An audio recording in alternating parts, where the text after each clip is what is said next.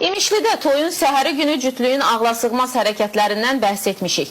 Gənclər bir gecənin içində normal haldan çıxaraq qeyri-adi davranışları ilə hamının nitqini qurutmuşdu. Amma artıq onlar da rahatlıqlarını tapıb, elə qohumları da. Adam içində verilişində məlumat ala bilməyənlər sıradakı süjeti izləməklə sonradan baş verənlərlə tanış ola bilərlər.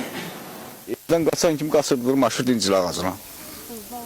Qız da oğlan da. Elə bir vəziyyət yarandı ki bizim yanacaq bunu tap vurduq. Yəni o vəziyyətə düşmüşdük.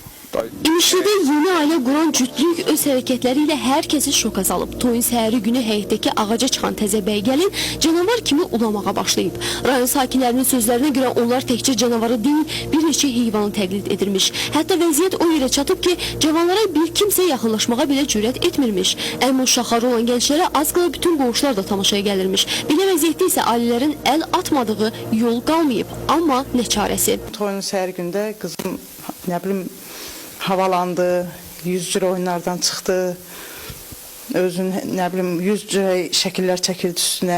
Mənim balam ölüb getmişdi əlimizdən, ta ümidimiz oydu ki, ölsün o, adam canımız qutarsın. O alim qalmadı, onun yanına getməmiş, o profesör qalmadı, onun yanına getməmiş.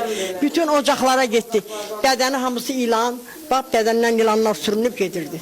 Bu möcüzə işdi. İndi Allaha şükür, bir gün sabah evlad da olur. Sonda gənclərin bu hərəkətlərini olur. Heç demə onlara mistik qüvvə təsir edirmiş. Məhz bunun nəticəsində də bəylə gəlin bir müddət özlərini qeyri-adi aparıb. Yaxınlarının iddiasına görə onlar ekstrasensdən yardım alıblar və hazırda vəziyyətləri normaldır.